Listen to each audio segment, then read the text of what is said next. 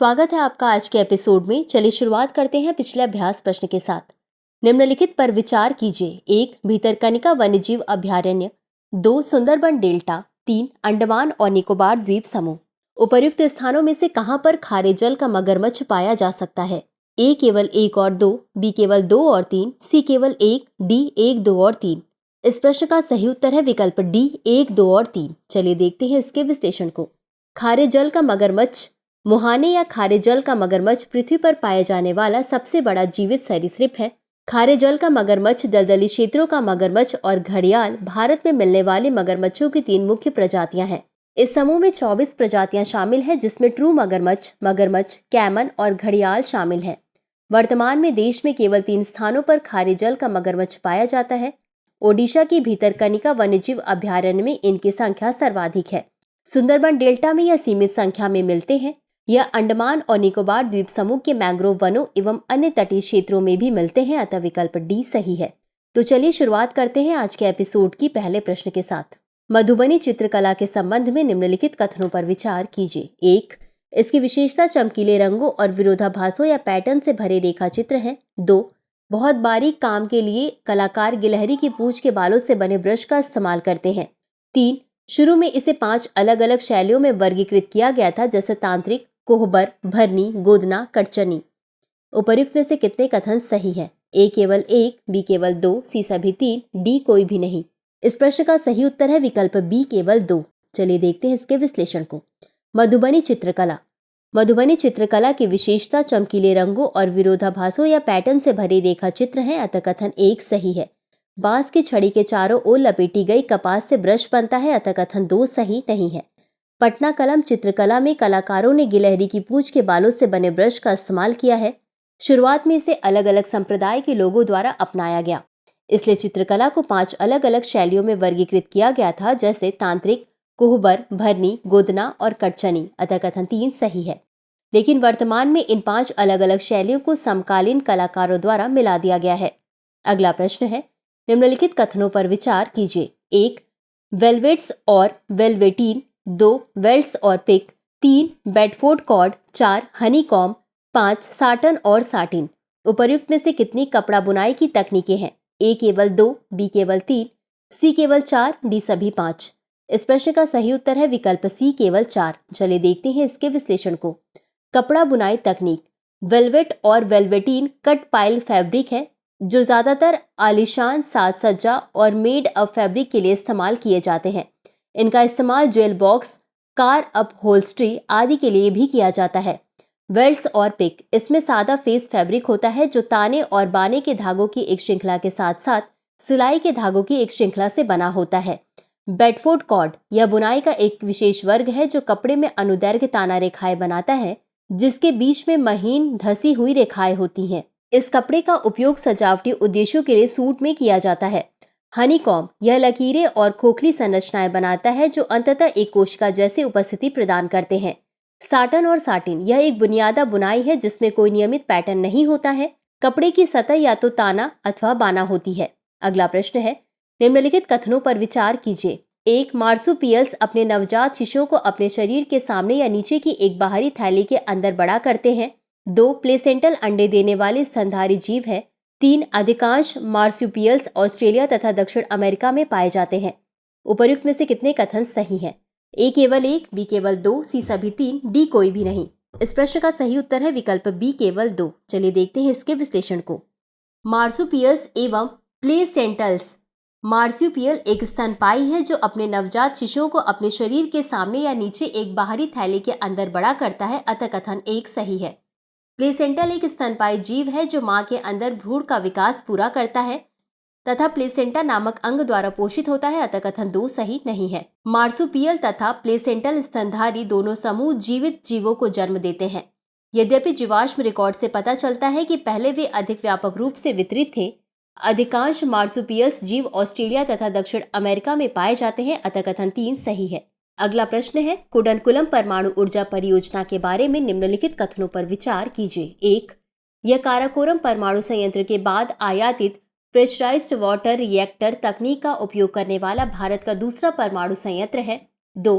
France के समन्वय से इसका आधुनिकीकरण किया गया है। 3, यह भारत का सबसे बड़ा परमाणु ऊर्जा संयंत्र है।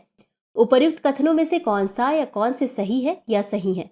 ए केवल 2, बी 1, 2 और 3, सी केवल 3, डी केवल 1 और 2।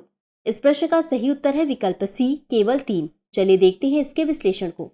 यह आयातित प्रेशराइज्ड वाटर रिएक्टर तकनीक का उपयोग करने वाला भारत का पहला परमाणु संयंत्र है, अतः कथन 1 सही नहीं है। रूस के रोसाटॉम के साथ मिलकर संयुक्त रूप से इसका आधुनिकीकरण किया गया है, अतः कथन 2 सही नहीं है। इसका निर्माण वर्ष 2002 में शुरू हुआ तथा वर्ष 2027 तक इसके पूरी क्षमता से संचालित होने की उम्मीद है। यह भारत का सबसे बड़ा परमाणु ऊर्जा संयंत्र है, अतः कथन 3 सही है। यह आयातित PWR यानी प्रेशराइज्ड वाटर रिएक्टर तकनीक का उपयोग करने वाला भारत का पहला परमाणु संयंत्र है। अगला प्रश्न है, भारतीय प्रतिभूति एवं विनिमय बोर्ड यानी सेबी के संबंध में निम्नलिखित कथनों पर विचार कीजिए। 1, सेबी एक संवैधानिक निकाय है। 2, यह स्वनियामक संगठनों को बढ़ावा देने और विनियमित करने तथा धोखाधड़ी वाली योजनाओं पर रोक लगाने के लिए कार्य करता है। 3, सेबी उद्यम पूंजी कोष और म्यूचुअल फंड सहित सामूहिक निवेश योजनाओं के कामकाज के पंजीकरण और विनियमन का कार्य करता है। उपर्युक्त कथनों में से कौन सा या कौन से सही है या सही है? ए केवल 2, बी 1, 2 और 3, सी केवल 2 और 3, डी केवल 1 और 2। इस प्रश्न का सही उत्तर है विकल्प सी, केवल 2 और 3। चलिए देखते हैं इसके विश्लेषण को। सेबी भारतीय प्रतिभूति और विनिमय बोर्ड अधिनियम 1992 के प्रावधानों के अनुसार 12 अप्रैल 1992 को स्थापित एक सांविधिक निकाय यानी एक गैर संवैधानिक निकाय जिसे संसद द्वारा स्थापित किया गया है, अतः कथन 1 सही नहीं है। यह स्वनियामक संगठनों को बढ़ावा देने और विनियमित करने तथा धोखाधड़ी योजनाओं पर रोक लगाने के लिए कार्य करता है, अतः कथन 2 सही है। सेबी उद्यम पूंजी कोष और म्यूचुअल फंड सहित सामूहिक निवेश योजनाओं के कामकाज के पंजीकरण और विनियमन का कार्य करता है, अतः कथन 3 सही है। हाल ही में भारतीय प्रतिभूति एवं विनिमय बोर्ड ने इनिशियल पब्लिक ऑफर के लिए बाजार में उतरने वाली कंपनियों हेतु प्रमोटरों की परिभाषा का विस्तार किया है। अगला प्रश्न है, इंडिया हैंडलूम ब्रांड के संबंध में निम्नलिखित कथनों पर विचार कीजिए। 1, यह कच्चे माल, बुनाई, डिजाइन और पर्यावरण अनुपालन के मामले में हथकरघा उत्पादों की गुणवत्ता का समर्थन है। 2, इसे वाणिज्य और उद्योग मंत्रालय के तहत हथकरघा विकास आयुक्त द्वारा कार्यान्वित किया जा रहा है। 3, कच्छ शॉल और वांगखेई फी को ब्रांडिंग के लिए चुना गया है। उपर्युक्त में से कौन सा या कौन से कथन सही है या सही है? ए केवल 1 और 3, बी केवल 2 और 3, सी केवल 3, डी 1, 2 और 3। इस प्रश्न का सही उत्तर है विकल्प ए, केवल 1 और 3। चलिए देखते हैं इसके विश्लेषण को। India handloom brand.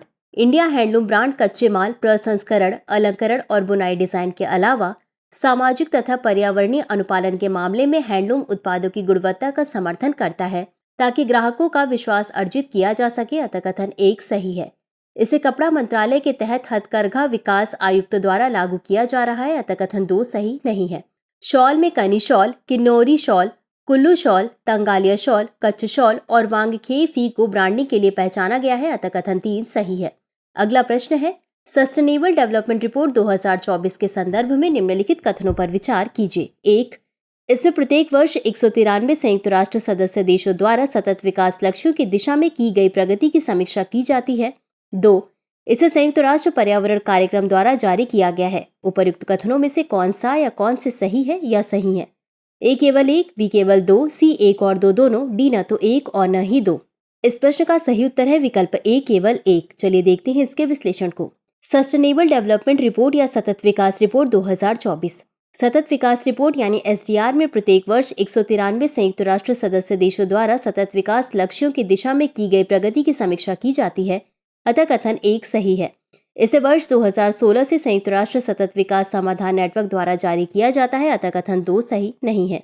अगला प्रश्न है, राष्ट्रीय मुद्रीकरण पाइपलाइन यानी NMP के संबंध में निम्नलिखित कथनों पर विचार कीजिए। 1, इसे नीति आयोग द्वारा केंद्रीय बजट 2021 से 22 के तहत परिसंपत्ति मुद्रीकरण के लिए अध्यादेश के आधार पर विकसित किया गया है।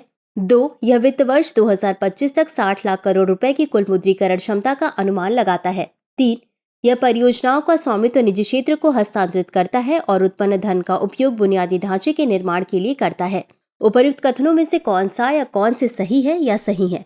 ए केवल 1 और 2, बी केवल 1, सी केवल 2 और 3, डी 1, 2 और 3। इस प्रश्न का सही उत्तर है विकल्प बी, केवल 1। चलिए देखते हैं इसके विश्लेषण को। राष्ट्रीय मुद्रीकरण पाइपलाइन। राष्ट्रीय मुद्रीकरण पाइपलाइन या NMP को नीति आयोग द्वारा बुनियादी ढांचे से जुड़े मंत्रालयों के परामर्श से विकसित किया गया है, जो केंद्रीय बजट 2021-22 के तहत परिसंपत्ति मुद्रीकरण के लिए अध्यादेश पर आधारित है। अतः कथन 1 सही है। NMP में वित्त वर्ष 2022 से वित्त वर्ष 2025 तक 4 वर्ष की अवधि में केंद्र सरकार की मुख्य परिसंपत्तियों के माध्यम से 6 लाख करोड़ रुपए की कुल मुद्रीकरण क्षमता का अनुमान लगाया गया है। अतः कथन 2 सही नहीं है। इसका उद्देश्य निजी क्षेत्र को शामिल करके ब्राउनफील्ड परियोजनाओं में मूल्य अनलॉक करना, उन्हें परियोजनाओं में स्वामित्व नहीं बल्कि राजस्व अधिकार हस्तांतरित करना और देश भर में बुनियादी ढांचे के निर्माण के लिए उत्पन्न धन का उपयोग करना है। अतः कथन 3 सही नहीं है। अगला प्रश्न है, निम्नलिखित कथनों पर विचार कीजिए। 1. नागपुर योजना का संबंध सड़क विकास योजना से है। 2. भारतीय राष्ट्रीय महामार्ग प्राधिकरण एक स्वायत्तशासी निकाय है। 3. राष्ट्रीय राजमार्गों के विकास, रखरखाव तथा प्रचालन की जिम्मेदारी भारतीय राष्ट्रीय महामार्ग प्राधिकरण को सौंपी गई है। उपर्युक्त कथनों में से कौन सा या कौन से सही है या सही है? A केवल 1, B केवल 2 और 3, C 1, 2 और 3, D केवल 2। इस प्रश्न का सही उत्तर है विकल्प C 1, 2 और 3। चलिए देखते हैं इसके विश्लेषण को। भारत में द्वितीय विश्व युद्ध के पहले तक आधुनिक प्रकार का सड़क परिवहन तंत्र अत्यंत सीमित था। सड़क विकास का पहला गंभीर प्रयास 1943 में नागपुर योजना बनाकर किया गया। हालांकि रजवाड़ों और ब्रिटिश भारत के बीच समन्वय के अभाव के कारण यह योजना क्रियान्वित नहीं हो पाई। भारतीय राष्ट्रीय महामार्ग प्राधिकरण भूतल परिवहन मंत्रालय के अधीन एक स्वायत्तशासी निकाय है। भारतीय राष्ट्रीय राजमार्ग प्राधिकरण संसद के एक अधिनियम राष्ट्रीय राजमार्ग प्राधिकरण अधिनियम 1988 द्वारा गठित किया गया था। भारतीय राष्ट्रीय महामार्ग प्राधिकरण पूर्णकालिक चेयरमैन और सदस्यों की नियुक्ति के साथ 1995 में संचालित हुआ था। राष्ट्रीय महामार्गों के विकास, रखरखाव तथा प्रचालन की जिम्मेदारी भारतीय राष्ट्रीय महामार्ग प्राधिकरण को सौंपी गई।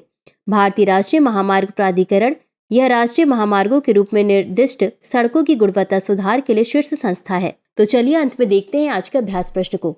राष्ट्रीय महामार्ग विकास परियोजनाओं के संदर्भ में कौन सा या कौन से कथन सही है या सही है? 1. स्वर्णिम चतुर्भुज परियोजना की शुरुआत भारतीय राष्ट्रीय महामार्ग प्राधिकरण के एक भाग के रूप में की गई थी।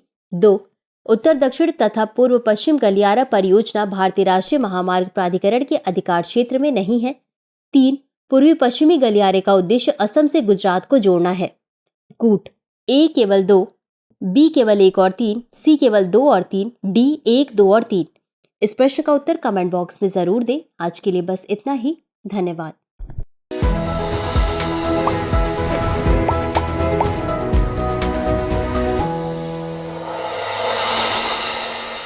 डियर व्यूअर्स, अपने एग्जाम की तैयारी को और बेहतर करने के लिए हमारे चैनल को लाइक, शेयर और सब्सक्राइब करना न भूलें।